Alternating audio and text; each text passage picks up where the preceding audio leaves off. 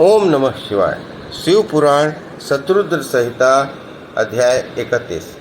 भगवान शिव के भिक्षु वर्यावतार की कथा। राजकुमार द्वारा द्विज कुमार पर कृपा। राजकुमार और द्विज कुमार पर कृपा। नंदीश्वर कहते हैं, मुनि श्रेष्ठ, अब तुम भगवान शंभु के नारी संदेह भंजक भिक्षु अवतार का वर्णन सुनो, जिसे उन्होंने अपने भक्त पर दया करके ग्रहण किया था। विदर्भ देश के सत्यरथ नाम के से प्रसिद्ध एक राजा थे, जो धर्म में तत्पर, सत्यशील और बड़े बड़े शिव भक्तों से प्रेम करने वाले थे।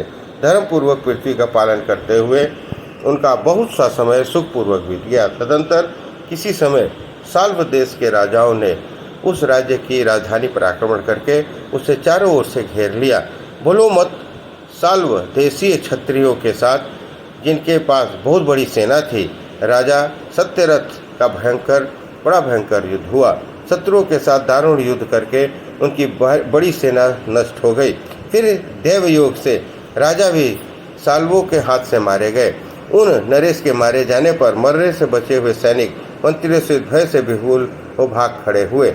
मुने, उस समय विदर्भराज सत्यरथ की महारानी शत्रुओं से घिरी होने पर भी कोई प्रयत्न करके रात के समय अपने नगर से बाहर निकल गई। वे गर्भवती थी, अतः शोक से संतप्त हो भगवान शंकर के चरणाबिंदों का चिंतन करती हुई वह धीरे धीरे पूर्व दिशा की ओर बहुत दूर चली गई।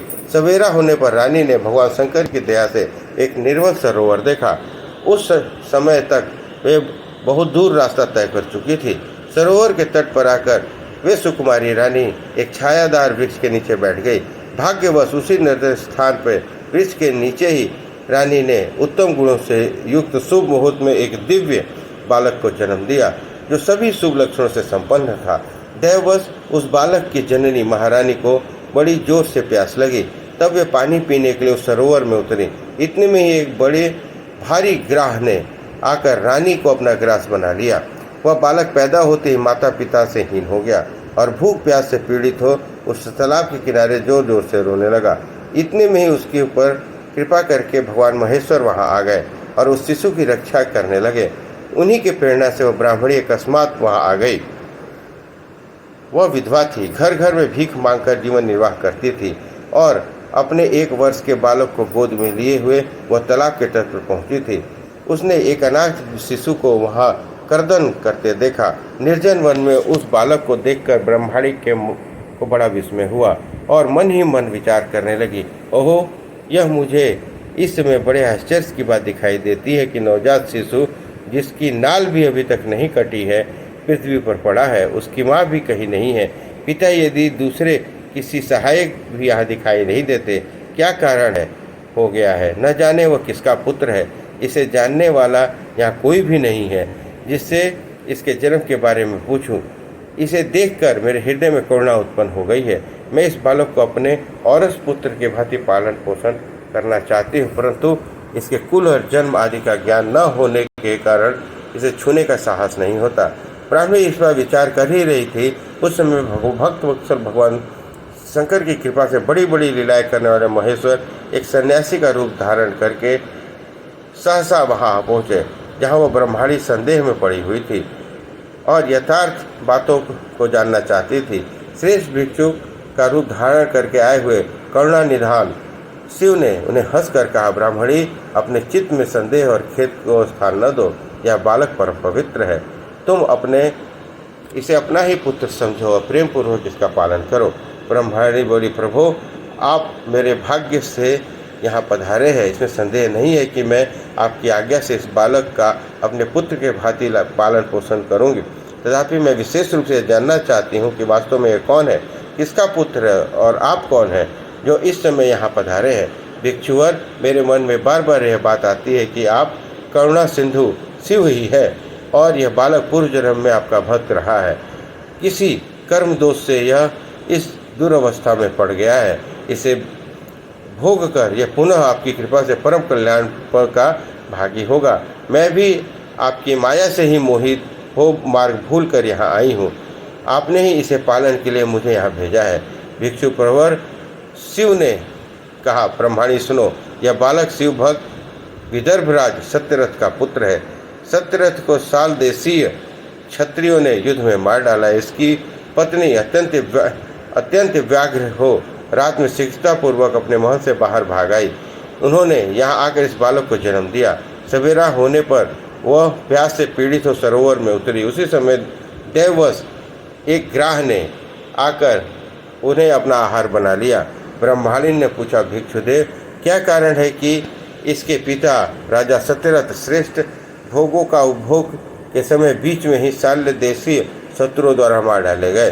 किस कारण से इस शिशु की माता को ग्राह ने खा लिया और यह शिशु जो जन्म से ही अनाथ और बंधुहीन हो गया, इसका क्या कारण है?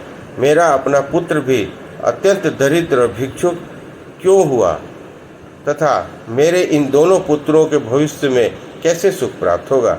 भिक्षुवर शिव ने कहा, इस राजकुमार के पिता विदर्भ पूर्व जन्म में पांडेय देश के श्रेष्ठ राजा थे। वे सब धर्मों के ज्ञाता थे और संपूर्ण पृथ्वी पर धर्मपूर्वक पालन करते थे। एक दिन प्रदोष काल में भगवान शंकर का पूजन कर रहे थे और बड़ी भक्ति से त्रिलोकनाथ की महादेव जी की आराधना में संलग्न थे। उसी समय नगर में सब ओर बड़ा भारी कोलाहल मच गया। उस उत्कट शब्द को सुनकर राजा ने बीच में ही भगवान शंकर की पूजा छोड़ दी और नगर में क्षोभ फैलने की आशंका से राजभवन से बाहर निकल गए। इसी समय राजा का महाबली मंत्री शत्रु को पकड़कर उनके समीप ले आया। वह शत्रु पांड्य राज्य का ही सामंत था। उसे देखकर राजा ने क्रोधपूर्वक उसका मस्तक कटवा दिया। शिव पूजा छोड़कर नियम को समाप्त किए बिना ही राजा ने रात में भोजन भी कर लिया। इसी प्रकार राजकुमार भी प्रदोष काल में शिव जी की पूजा किए बिना ही भोजन करके सो गया। वही राजा दूसरे जन्म में विदर्भराज हुआ। शिव जी की पूजा में विघ्न होने के कारण शत्रुओं ने उसको सुख भोग के बीच में ही मार डाला। पूर्व जन्म में जो उसका पुत्र था वही इस जन्म में भी हुआ। शिव जी की पूजा का उल्लंघन करने के कारण वह दारिद्र्य को प्राप्त हुआ है और इसकी माता ने पूर्व जन्म में छल से अपनी सौत को मार डाला था। इस महान पाप के कारण ही वह इस जन्म में ग्राह के द्वारा मारी गई। ब्राह्मणी, यह तुम्हारा पुत्र पूर्व जन्म में उत्तम ब्राह्मण था। इसने सारी आयु केवल दान लेने में बिताई है, यज्ञ आदि सत्कर्म नहीं किए हैं, इसलिए वह दरिद्रता को प्राप्त हुआ है। उस दोष का निवारण के लिए अब तुम भगवान की शरण, शंकर की शरण में जाओ। ये दोनों बालक यज्ञोपवीत संस्कार के पश्चात भगवान शिव की आराधना करें। भगवान शिव इनका कल्याण करेंगे। इस पर ब्रह्माणी को उपदेश देकर भिक्षु श्रेष्ठ सन्यासी का शरीर धारण करने वाले भक्तवत्सल शिव ने अपने उत्तम स्वरूप का दर्शन कराया। उसे साक्षात शिव जानकर ब्राह्मण पत्नी ने प्रणाम किया और प्रेम से गद वाणी द्वारा उनकी स्तुति की। तत्पश्चात भगवान शिव वहीं अंतर्ध्यान हो गए। उनके चले जाने पर ब्रह्माणी उस बालक को लेकर अपने पुत्र के साथ घर को चली आई। एक चक्रा नाम के सुंदर ग्राम में उसने घर बना रखा था। वह उत्तम अन्न से दोनों बेटों द्वारा राजकुमार का ही पालन पोषण करती थी। यथा समय ब्राह्मणों ने उन दोनों का यज्ञोपवीत संस्कार किया। वे दोनों शिव की पूजा में तत्पर रहते हुए घर पर ही बड़े हुए। सांडिल्य मुनि के उपदेशों से नियम परायण हो वे दोनों शुभ व्रत रखकर प्रदोष काल में शंकर जी की पूजा करते थे। एक दिन द्विज कारण राजकुमार को साथ लिए बिना ही नदी स्नान करने के लिए गया। वहां उसे निधि से भरा हुआ एक सुंदर कलश मिला। इस प्रकार भगवान शंकर की पूजा करते हुए उन दोनों राजकुमार का एक ही घर में 1 वर्ष व्यतीत हो गया। तदंतर एक दिन राजकुमार उस ब्राह्मण कुमार के साथ वन में गया। वहाँ अकस्मात एक गंधर्व कन्या आ गई। उसके पिता ने वह कन्या राजकुमार को दे दी। गंधर्व कन्या से विवाह करके राजकुमार निष्कंटक राज्य भोगने लगे।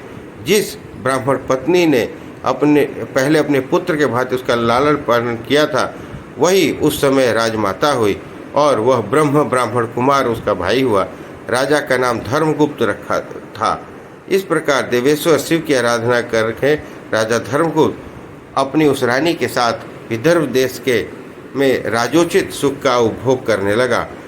यह मैंने तुमसे शिव के भिक्षुवर्य अवतार का वर्णन किया है, जिन्होंने राजा धर्मगुप्त को बाल्यकाल में सुख प्रदान किया था। यह पवित्र आख्यान पापहारी, परम पावन, चारों पुरुषों का साधक तथा संपूर्ण अभीष्ट को देने वाला है। जो प्रतिदिन एकाग्रचित होकर इसे सुनता या सुनाता है, इस लोक में संपूर्ण भोगों का उपभोग करके अंत में भगवान शिव को धाम जाता है। इस प्रकार शिव पुराण शत्रुघ्न संहिता अध्याय 31 समाप्त हुआ। बोलिए हर हर महादेव।